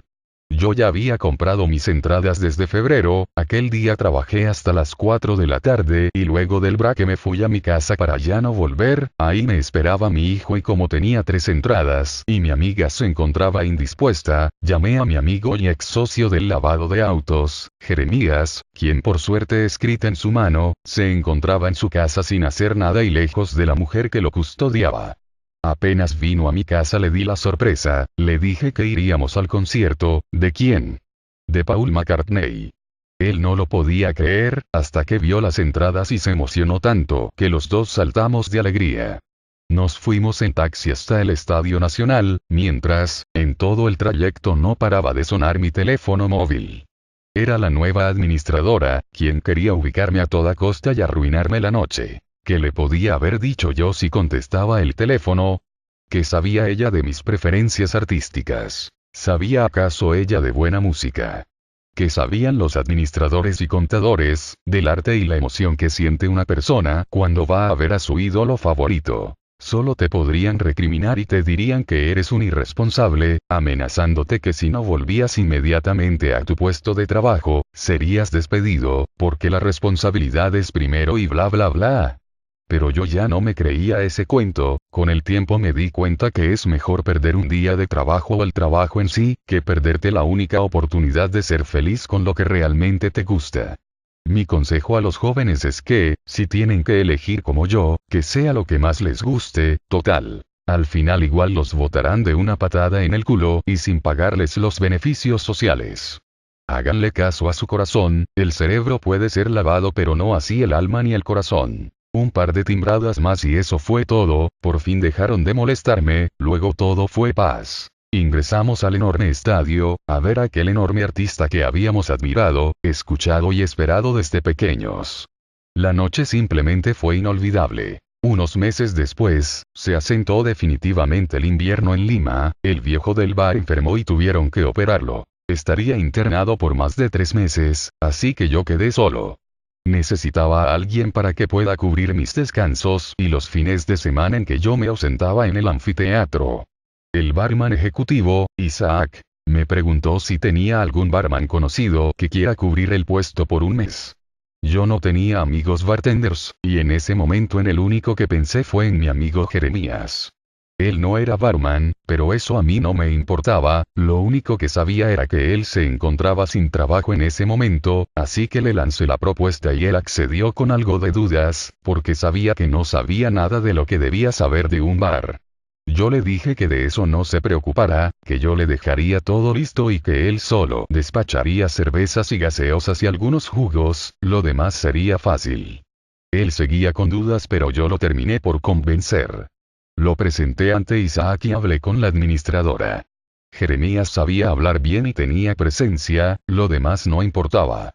Yo les había dicho que él era barman y a nadie le importó comprobarlo, así que al día siguiente ya estaba dentro del bar conmigo, y le pagarían lo mismo que a mí, sin tener conocimientos. Le entregué unas copias de mis antiguas recetas y le enseñé un par de trucos que él aprendió rápidamente. Pero el primer domingo que le tocó estar sin mí, lo revolcaron como una ola revuelca a un puber por primera vez en una playa. Para cuando llegué, lo vi con el uniforme mojado, lavando las copas y con una cara como si hubiera estado en una batalla. Recuerdo que lo miré y le pregunté qué te pasó y él me respondió indignado a su tío, me has traído a la boca del lobo. Yo le dije que dejara lo que estaba haciendo, se tomara un café y se vaya a su casa a descansar, pero él me dijo que terminaría de lavar las copas primero. Eran las 5 de la tarde y yo recién ingresaba, le dije que se retirara que yo terminaría el trabajo, nos tomamos un par de cafés mientras conversábamos, luego se despidió de mí. Yo me quedaría solo hasta el cierre a medianoche. Llegó el fin de semana y Jeremías se quedaría solo otra vez, yo le había dejado varias botellas de zumo de limón y de pisco sour en la nevera. Recuerdo que yo exprimía una java entera de limones, y con eso abastecía a los 2 bares del anfiteatro y al bar de la pizzería donde Jeremías fungía de barman. Isaac pronto se dio cuenta de que Jeremías no era barman y que no sabía los tragos, pero me prometió que no le diría a nadie. Isaac era una buena persona. Yo le dije que me haría responsable por cualquier cosa que hiciera Jeremías y felizmente nada malo pasó. Cuando me tocaba atender el bar del segundo piso del anfiteatro, bajaba de vez en cuando a ayudar a mi amigo, y él a veces subía a preguntarme tal o cual cosa. Un sábado por la noche vino a visitarlo su mujer, él se encontraba lavando las copas y yo estaba limpiando el bar, ya faltaba solo una hora para cerrar. La mujer llegó y preguntó por Jeremías, sin saludar. Yo le dije que estaba lavando las copas, dile que lo voy a esperar, dijo ella, luego se dio media vuelta y se sentó en una mesa oculta acompañada de su prima. Pidieron una pizza, y yo le dije al mozo que le llevara una jarra de sangría de cortesía de parte de Jeremías. Estuvieron alrededor de una hora y cuando terminaron, le dije a mi amigo que se vaya con su novia, que yo me quedaría a terminar de lavar las copas. Total, a mí no me esperaba nadie esa noche. Jeremías solo trabajó por un mes, el último día, la chata de almacén me llamó por teléfono reclamándome por qué no había ido a trabajar, yo le dije que ahí se encontraba Jeremías, que él cumplía el turno de la mañana y yo el de la tarde. La chata me dijo que el bar había estado solo desde la mañana hasta el almuerzo, y los mozos habían tenido que entrar a preparar las bebidas. Yo había hablado por teléfono con Jeremías una hora antes, pero en ningún momento me había mencionado que ya no iría a trabajar, así que fue un error mío por no preguntar y un error de él por no avisar. Al final de cuentas él ya estaba libre y yo tuve que tragarme un descuento y una rezongada con amenaza de despido por su falta. Tuve que hablar con la administradora y explicar la situación, felizmente no pasó a mayores. A la semana siguiente, Jeremías vino a cobrar sus honorarios y fue la última vez que trabajamos juntos. Se le veía sereno y satisfecho, aunque todavía estaba sin trabajo. Le habían ofrecido que se quedara a trabajar en el bar de Chacarilla, pero él se había dado cuenta que aquello no era para él, que el bar era una locura, que prefería seguir buscando trabajo en lo que él sabía hacer, es decir, estar sentado en un escritorio, tranquilo, escuchando música y revisando documentos. El bar no era para él, excepto cuando preparaba los tragos para las amigas de su novia, ahí sí lo disfrutaba. Porque era por deleite y no por obligación ni bajo presión, y tenía razón. A la semana siguiente dijeron que traerían un nuevo barman, pero este no aparecería. Cuando le pregunté a Isaac, me dio su número, así que yo mismo lo llamé directamente y hablé con él. El día domingo, apareció un joven bajito, más bajo que yo, era de tez blanca y ojos claros, y con buenos modales. Me dijo que se llamaba Cristian Castro, yo le dije sonriendo como el cantante, sí, me dijo él, pero si quieres dime Chato nomás, todos mis patas me dicen Chato. El chico me cayó bien desde el inicio, le dije que volviera en el turno de la tarde, porque yo ya había entrado temprano y él me relevaría a las 5 p.m., él puso cara de desconcierto pero aceptó, antes que se vaya le dije no me vayas a fallar, él sonrió y me dijo no, ¿cómo crees? Y se fue. Ya por la tarde estaba de regreso y aprovechamos para hablar un poco, le dije que los domingos por la noche todo era tranquilo, lo cual era verdad, y que no hubiéramos podido estar los dos juntos en el día, porque alguien tendría que irse en la noche, él comprendió. A los 3 días ya éramos patas porque congeniamos al instante, influyó mucho el que fuera educado, con ese toque no confianzudo y con sentido del humor para mis bromas. Conversábamos mucho, nos contábamos nuestras cosas, hacíamos bromas e intercambiábamos música. Él tenía una novia a la que quería bastante, vivían juntos con la hija de ella y todo marchaba bien entre ambos. Christian era una persona noble, hogareña y al mismo tiempo dependiente de su mujer. La primera vez que la vi, me di cuenta que ella era la dominante, no me saludó, signo de soberbia, no recuerdo si me la presentó o no, pero sí recuerdo que vino a recogerlo una noche y se lo llevó, parece que él era feliz así y se complementaban el uno al otro. Estuvimos trabajando alrededor de 4 meses hasta que salió de alta el tío Chis. El viejo lobo regresó delgado y con una bolsa llena de medicamentos, se había librado de una muerte segura y había vuelto a su territorio más hacendoso que nunca. El caso era que ahora éramos 3 barmans, metidos en un solo espacio y ninguno de los 3 se quería quedar fuera. El tío Chis venía ahora media hora antes de la entrada oficial y marcaba su territorio, luego llegábamos Christian y yo, y todo el día nos tropezábamos uno al otro, por el espacio reducido. La administradora tomó cartas en el asunto y le dijo a Isaac que me manden a mí de nuevo a San Isidro. Yo estaba decidido a no volver por nada a San Isidro, y una noche de mi día de descanso, Isaac me llamó y me dijo que habían tomado la decisión de mandarme de nuevo a ese lugar horrible, yo automáticamente le dije que renunciaba, él se sorprendió y me dijo que por qué tomaba esa decisión, yo le dije que había quedado traumado con Asia y con San Isidro y que no pensaba volver allá por nada, que prefería renunciar. Él cambió el tono de su voz, pero no era una voz molesta sino triste. Está bien, me dijo, se lo diré a la administradora. Eso fue todo, me acosté tranquilo en mi cama y me puse a ver televisión, era mi día de descanso y no estaba perturbado, ni me sentía intranquilo. Al día siguiente Isaac me llamó temprano y me dijo que seguiría trabajando en Barranco y que a Christian lo mandarían a San Isidro, yo le contesté tranquilo y confiado. Definitivamente ese era mi año y nada podría hacerme salir de mi camino, podía sentirlo en el aire y en el ambiente en el que me desenvolvía.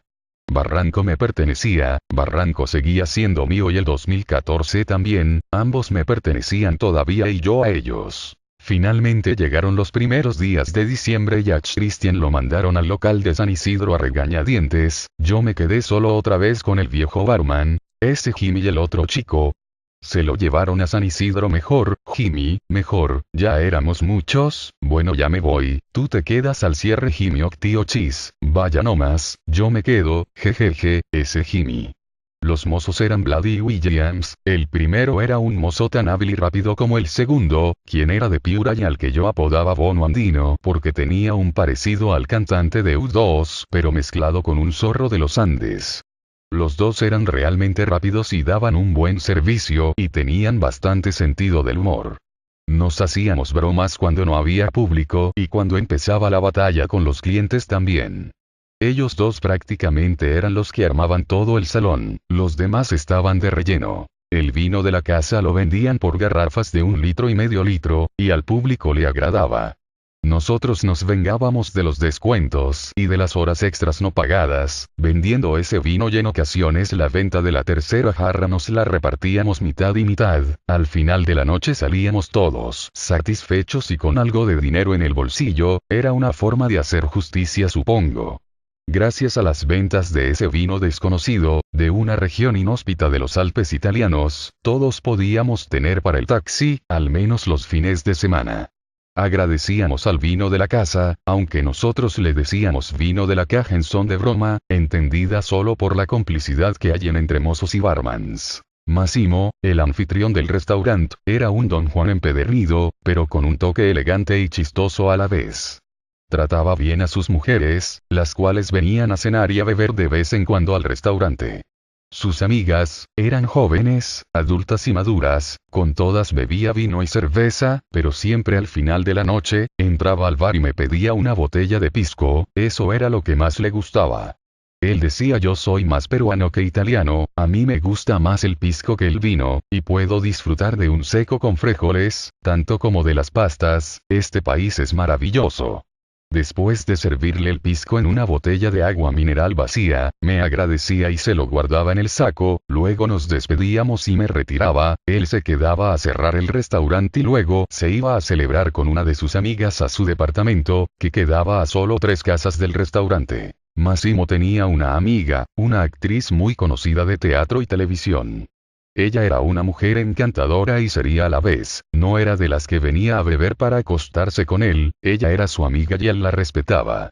Massimo me la presentó una noche y ella muy amable vino hasta mi barra y me extendió la mano, él le confesó que yo sabía arreglar la columna, ella me dijo que sufría de dolores de espalda y si podía ayudarla con eso, Massimo me alentaba a que sí. Ingresamos a un espacio del anfiteatro y sentada en una silla empecé a realizarle los ajustes, desde el cuello hasta la espalda y la cintura. Después de gritar, no de dolor, sino de miedo por crujido del ajuste, se escuchaba a la vez la risa de Massimo, quien se burlaba de su temor. Yo continuaba y ella parecía quedarse inmóvil, luego de un instante, parecía volver otra vez en sí, y mirándome sorprendida procedía a agradecerme y decirme: eres fantástico, gracias, dándome un beso como recompensa a mi ardua labor. Yo le comentaba que la otra noche la había visto en la televisión, en una película que repitieron en un canal de señal abierta. Ella me confesó que esa actriz no era ella, sino su hermana gemela, mientras Massimo decía con sarcasmo: no le hables de ella porque se llevan mal, jajajaja. Los cajeros eran todo un tema. Uno era gay y era la mano derecha de la tía cara de Pitbull. Era soplón, pero no se metía conmigo. Era refinado y delicado, pero sabía estar donde le abundaba el chisme. El otro cajero también era mi amigo, algunas veces venía a mi bar a que le invite una copita de vino para que se relajara. Era un buen tipo que no se hacía problemas por nada, solo hacía su trabajo y no se dedicaba al chismorreo para ascender como los otros. En Barranco hicimos un equipo de confraternidad, pero solo con los que eran leales. De los chismosos teníamos que cuidarnos porque eran de temer. Ambos bandos sabíamos mantener nuestra distancia. Los trueques con cocina eran perfectos, yo les daba gaseosas y las cocineras me daban postres y pastas. Yo les preguntaba si iban a querer manzanilla, café o agua. Manzanilla, decía la señora de cocina, otras veces decía café y otras veces agua sola. Lo que no sabían los chismosos era que la manzanilla era en realidad Inca Kola, el café era Coca-Cola y el agua era Sprite, servidos en tazas de loza para no levantar sospechas. Nunca nos pescaron porque era un método simple y eficaz. Con los pizzeros el trato era otro, a ellos les gustaba la sangría. El trueque se realizaba entre alcohol y pizzas. Ellos mandaban su envase de plástico en forma de termo y yo les llenaba 1 litro de rica sangría heladita que el mozo entregaba raudo y veloz. 10 minutos después el mismo mozo venía con un enorme plato de loza tapado con otro plato, en su interior yacía una exquisita pizza calientita recién salida del horno. El mozo ingresaba al bar, hasta la mesita de madera, donde yo esperaba. Servido señor, decía el mozo, haciéndome una reverencia como si yo fuera su amo. Yo volteaba a mirarlo y le preguntaba: ¿y ahora qué gaseosa vas a querer? El mozo respondía sonriendo: no, ya mucha gaseosa, ahora quiero frugos, no más quiero Starlight, agarra lo que quieras, decía yo. Mientras guardaba la gran pizza debajo de la mesa, esperando a que se enfríe para empezar a comerla lentamente. No me podía quejar, había encontrado el lugar perfecto para comer, beber, y dar de beber a los sedientos, como dice la Biblia. Todos salíamos satisfechos y nunca nos pillaron, fue una buena época, definitivamente ese era mi año y lo estaba disfrutando. Un tiempo después, entraron 2 mozos nuevos, eran amigos o primos y muy confianzudos. Siempre se quedaban después de que yo cerrara el bar, literalmente porque el bar siempre se quedaba abierto, con las botellas en los estantes y a la vista de todos. Cuando llegó el lunes, día de mi descanso, el barman ejecutivo Isaac, me llamó diciendo que había desaparecido la botella del whisky más caro del local, el Johnnie Walker etiqueta azul. Dicho whisky estaba en lo más alto del estante y permanecía ahí porque nadie lo pedía. Prácticamente estaba ahí de adorno, pero ya le habían puesto el ojo. El que se la llevó escogió lo más caro, y seguro lo vendió a un precio drogo o lo que es peor, lo tomó mezclado con gaseosa Guaraná o Red Bull. Pero ese no era el problema, la administración habló con Isaac y le dijeron que iban a descontar 800 soles si no aparecía la botella de etiqueta azul. Isaac me preguntó si yo había visto algo y yo por supuesto no había visto nada, porque el ladrón aprovechó en robar la botella en mi día de descanso. Pero yo tenía mis sospechosos, los amigos mozos, los nuevos, quienes eran altos y fácilmente podían coger la botella que estaba en lo más alto del estante. Por otra parte, las arpías de administración, en vez de abrir una investigación o revisar las cámaras, optaron por lo más fácil, descontar, y decidieron descontar 400 soles a Isaac y 400 soles a mí. Por supuesto que yo me quejé, porque no tenía nada que ver, pero me dijeron que yo era responsable del bar e Isaac responsable de todos los bares. Yo les dije que todos en el salón éramos responsables, incluyendo los mozos, quienes se quedaban cerrando las cuentas de las mesas aún después de que yo dejaba el bar, y a veces ingresaban a seguir vendiendo licor sin pedir permiso a nadie. La respuesta fue la misma: descuento, descuento y más descuento. Definitivamente con esa gente no se podía dialogar. Una noche, mientras trabajaba con normalidad en el bar, recibí la llamada de un amigo de la infancia, el cual era cocinero y se encontraba trabajando en Medellín. Había cambiado su nombre verdadero en el Facebook por Stian porque no quería que lo reconozcan si lo buscaban por las redes sociales. Él sabía que su antiguo empleador husmeaba en su Facebook para comprobar lo que sospechaba, que Stian, su cocinero estrella, se había ido con otro inversor, para poner un restaurante de comida peruana que se volvería la competencia de aquel. Recuerdo que un año antes, cuando Stian recién iba a partir de viaje hacia Colombia, hice una pequeña despedida improvisada en mi casa, solo 4 personas. Yo preparé mis típicos tallarines en salsa blanca y saboreamos junto a otro amigo y amiga, brindando con una botella de vino tinto. Por aquel tiempo, yo me encontraba trabajando todavía en San Isidro, pero esa noche había sido mi día de descanso. Al año siguiente, cuando me encontraba más plácido y cómodo en Barranco, mi amigo me hizo la propuesta para ir a trabajar con él a Colombia. Yo le dije que estaba trabajando en Barranco, él me dijo que inauguraría un nuevo restaurante, en Medellín, que el sueldo sería $1000, ¿cuánto? Pregunté yo, él repitió $1000. En ese momento yo pensé que pagaban muy bien en Colombia, debía ser el restaurante de un gran hotel o un restaurante de lujo para que paguen tanto, pero bueno, entonces le creí. No volvimos a hablar del tema hasta el año siguiente. Esa noche solo había sido una propuesta inconcreta e incierta por parte de él. Por fin se acababa el año, el 2014 se había pasado rápido. En la víspera del día 24, atendimos medio turno hasta las 4 p.m, recuerdo que no hubo mucha gente y yo aproveché para escribir una reseña de las navidades de mi infancia, la cual publiqué en Facebook. Cerramos el local y me dirigí a mi casa a preparar la cena con Parahijo. Mi madre no estaba en Lima, todo ese año la había pasado en Houston con mi hermana y pasaría también las fiestas navideñas y de Año Nuevo lejos de casa. Esa noche la pasé tranquilo, al lado de mi hijo en mi pequeña salita. La sala principal del primer piso estaba vacía y no había nadie quien organizara la cena navideña. Mi hermano mayor tocó mi puerta y preguntó si podía pasarlo con nosotros. Luego llegó mi hermana y su hijo y así poco a poco se fueron reuniendo en mi espacio, donde disfrutamos de la pequeña cena como huérfanitos de padre y madre, pero curiosamente unidos. A la semana siguiente llegó el año nuevo y la administración había dado órdenes de que ingresemos todos a las 11 am, teniendo que quedarnos de corrido hasta las 3 o 4 de la madrugada, apoyando un evento de anfiteatro. Yo por supuesto, no hice caso a tal orden de abuso de horario y no me presenté en la mañana. Para las 4 de la tarde ya estaba en camino a tomar el bus, cuando me llamó la administradora y tuvimos una discusión por teléfono. ¿Aló? ¿Aló? Alexander, ¿a qué hora crees que tenías que entrar al bar? En mi horario normal, a las 5 p.m. porque me voy a quedar toda la madrugada. ¿Acaso no te dijeron que hoy entraban todos a las 11 am? ¿Sí? ¿Y? O sea que tú quieres hacer lo que quieres. Pero, usted sabe que nunca nos pagan las horas extras. El tío Chis está ahora en el bar y se va a ir a las 7 p.m., yo me tengo que quedar toda la madrugada y nadie me va a reconocer esas horas. No me alces la voz. No seas malcriado.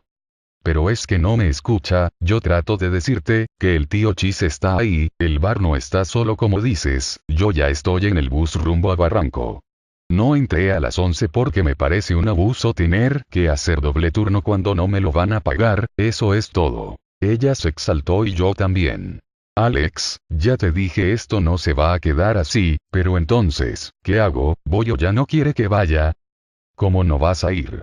Hoy es el día más importante del año, yo tengo que finalizar mi año invicta, con todos los bares habilitados, tú sabes que de eso depende la empresa y tu puesto también. No se preocupe, déjeme a mí el bar, yo me encargo. El tío Chis está ahora ahí, dígale que se vaya a descansar no más a las 7 p.m. y yo me encargaré del bar hasta que todo termine. ¿Tú me aseguras que no va a faltar nada en el bar? Porque pensaba mandar a un barman de Chacarilla para que te apoye, y tú sabes que mis barmans de Chacarilla son muy responsables y bla bla bla. No mande a nadie, yo puedo solo en el bar, no se preocupe, yo me haré responsable, al barman de Chacarilla mándelo a apoyar al anfiteatro si gusta. Ok Alexander, voy a confiar en ti. Ok. Ya estoy en camino. Ok. Al final llegamos a un acuerdo. Ella comprendió y no me molestó más, su temor era que el bar se quedara solo porque yo no iría a trabajar, pero yo nunca faltaba. Sí, era tardón a veces, sobre todo cuando veía algo de explotación y horas extras no pagadas, pero nunca faltaba, por lo demás mis cócteles salían iguales y no había tenido ninguna queja hasta ahora. Despedí el año 2014 en aquel viejo bar de Barranco. Aquella temporada había sido muy buena para mí, por todas las circunstancias que había tenido a mi favor.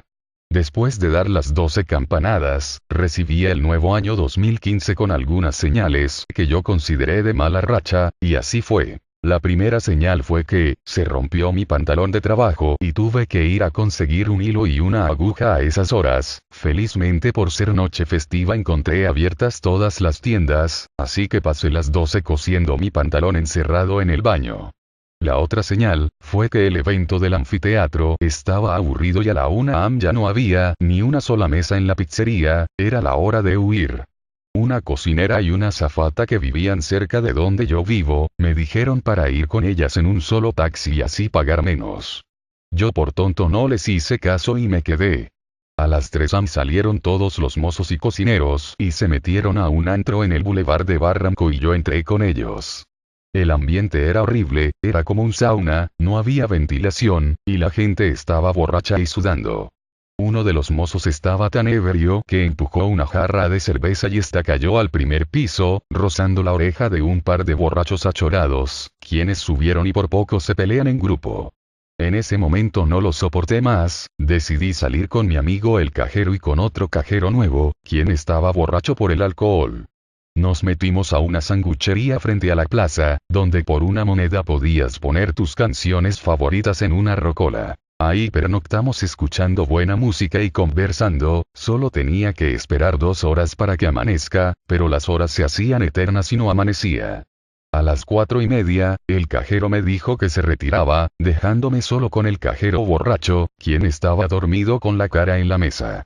Tuve que quedarme 1 hora más para cuidar que no le roben sus cosas. Así esperé, y esperé. Traté de dormir pero no pude, finalmente llegaron las 5 am pero aún seguía de noche. Media hora más tarde el cielo recién aclaró, e inmediatamente desperté al cajero Lirón y tuve que llevarlo en hombros hacia la calle.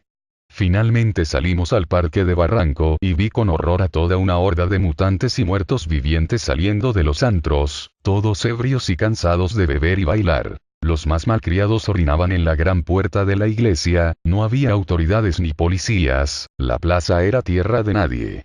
Logré embarcarlo y me despedí de él. Como no venía mi bus, tuve que tomar otra ruta hasta cierto tramo y luego esperé 20 minutos más el bendito corredor del Metropolitano. Recién pude llegar a mi casa como a las 7 am y pude acostarme a descansar, hundiéndome en un sueño profundo e inconsciente. Fue una mala noche de año nuevo, pero ahí no quedó la cosa. Al día siguiente todo el personal de Barranco tenía que ir a Asia a trabajar ese día feriado. Habría una movilidad que nos recogería a mediodía en las puertas de la pizzería y nos llevaría hasta el balneario del sur. La tercera señal de mala racha fue que me quedé dormido y desperté como a las 3 de la tarde. Me sentía cansado, como si hubiera trabajado toda la noche. A las 4 p.m. ya estaba en el bus rumbo al matadero de Asia. Pensaba llegar en una hora como siempre, pero no fue así. Lo que vi me dejó perplejo. Había un tráfico que empezaba en Lurín y terminaba en Punta Negra. El cielo empezaba a oscurecer y yo todavía no llegaba, y para colmo de males, me quedé dormido. Cuando desperté, miré por la ventana del bus y todo se veía negro. Estaba desconcertado, me incorporé y fui a hablar con el chofer. Cuando le pregunté cuánto faltaba para llegar a Asia, me dijo que ya estábamos por llegar a Cañete. Cuando llegué a la terminal de Cañete, tuve que subir inmediatamente a otro bus que salía para Lima. El bar de Asia quedaba a media hora de regreso. Al final llegué a ingresar al bar a las 8 p.m. El encargado estaba furioso. Máximo se rió al verme preguntándome qué hacía ahí a esa hora. Solo mi amigo David me creía, ya que estuve mandándome mensajes con él todo el camino, contándole del tráfico que había. Igual no me pagaron ese día. Fue la última vez que pisé Asia y la verdad no estaba contento de haber vuelto. Felizmente sería solo por ese día, de lo contrario hubiera renunciado. En los primeros días de enero, decidí meterme a un curso en Senfotur, la cual quedaba a 4 cuadras del restaurante de Barranco. Volví a mi alma mater después de muchos años, donde estudié cuando todavía no tenía ni 20 años. El curso ahora era de administración de bares y restaurantes y era interdiario, de 5 de la tarde a 8 de la noche. Luego regresaba al restaurante y el tío Chis se iba raudo y veloz, mientras yo me quedaba a cerrar el bar. Había hablado con la administradora, pidiendo permiso para entrar una hora más tarde porque estaba estudiando. Cuando llegó la quincena, solo me pagaron la cuarta parte de mi sueldo. No me habían pagado lo de Asia, ni las noches que llegaba después de estudiar y cerraba el bar hasta medianoche. Cuando reclamé a la chata de almacén, me dijo que tenía que ir a las oficinas de San Isidro a reclamar. Por supuesto que no fui. Ya sabía cómo era esa olla de grillos. No te hacían caso, ni te miraban siquiera, te hacían esperar en vano y como última humillación, te decían que no podían hacer nada, que ya estaba hecho el descuento. Cuando hablé por teléfono con la administradora, me dijo con desparpajo que no recordaba el haberme dado permiso para que yo ingresara una hora después al bar. Su veredicto final fue: descuento, descuento y descuento. En ese momento decidí que ya no quería seguir trabajando más en ese lugar. Cuando se lo dije a la administradora, ella me dijo que tenía que esperar 30 días para poder presentar mi carta de renuncia. Yo le dije que eso era demasiado tiempo. Entonces recordé que mi contrato terminaba en 10 días y le dije que ya no me lo renovara. Era la primera vez que yo pedía que no me renueven un contrato. A pesar que la pasaba bien en aquel restaurante, ya no podía con aquella administración canalla, ni con esa empresa aprovechadora y desleal. Seguí yendo al instituto por las noches y a la vez alternaba con el bar, hasta que llegó por fin el último día. La administradora llegó con unos papeles y me dijo que los firme. Se notaba nerviosa por algo, pero lo disimulaba. Nos sentamos en una mesa y yo fingía que leía detenidamente los documentos, pero no los leía, solo quería ver su reacción. Ella me apuraba a que firme, argumentando que tenía que irse a San Isidro. Yo le decía que la ley manda que tengo que leer todo el documento antes de firmar. Ella no me dijo nada más, solo miraba de reojo. Yo sabía que la empresa igual me metería el dedo por última vez y cometería su último atraco contra mí. Estaba firmando mi última sentencia. Sabía que me estaban robando la plata del bolsillo. Sabía que la mayoría de las empresas peruanas hacían lo mismo, es decir, se valían de un contador tramposo y hacían un documento arreglado para no pagar el monto de la liquidación por tiempo de servicios. Yo ya estaba acostumbrado a eso, sabía no podría quejarme ante nadie, sabía que nadie ayudaba a los trabajadores en sus últimos días y que el Ministerio de Trabajo solo era un edificio con cáncer. Ella trataba de distraerme cantando cualquier tarareo como una niña, mientras yo me daba el lujo de demorarme todo lo que quisiera. Cuando vio que ya había firmado mi sentencia, cogió rápidamente los papeles y se los guardó en un folder, luego me hizo subir al almacén y le dijo a la chata que yo ya no trabajaría más ahí. La chata hizo un gesto con desdén. Alex ya no trabajará más con nosotros, dijo la administradora. Ay, qué bueno, me parece muy bien, dijo la chata. Yo no dije nada, y la administradora tampoco, solo hubo un pequeño silencio. Cobré mi porquería de sueldo con descuento y me fui sin despedirme como era mi estilo. Las dos brujas se quedaron ahí sin decirme nada, esperaron a que me vaya para poder hablar mal de mí. Eran las 3 de la tarde de un sábado de febrero del 2015, no pude despedirme de Massimo ni de nadie, y nadie se dio cuenta que yo me iba para no volver más. Me fui sin voltear, estaba satisfecho de lo que había hecho y de lo que había aportado en aquel restaurante, pero a la vez sentía que ya no quería estar ahí. Ya no tenía ganas de seguir siendo un barman en una vieja barra, ahora quería administrar un restaurante completo o un bar y para eso me estaba capacitando, para eso había ahorrado, para eso había malgastado mi tiempo y mis mejores años en ese lugar. Barranco, con su plaza, sus iglesias y sus parques ya eran historia para mí. Me fui caminando sin voltear, crucé el puente de los suspiros, y sin suspirar me perdí entre la maleza de mis recuerdos. Solo el mar, el cielo, y los árboles barranquinos fueron mis testigos.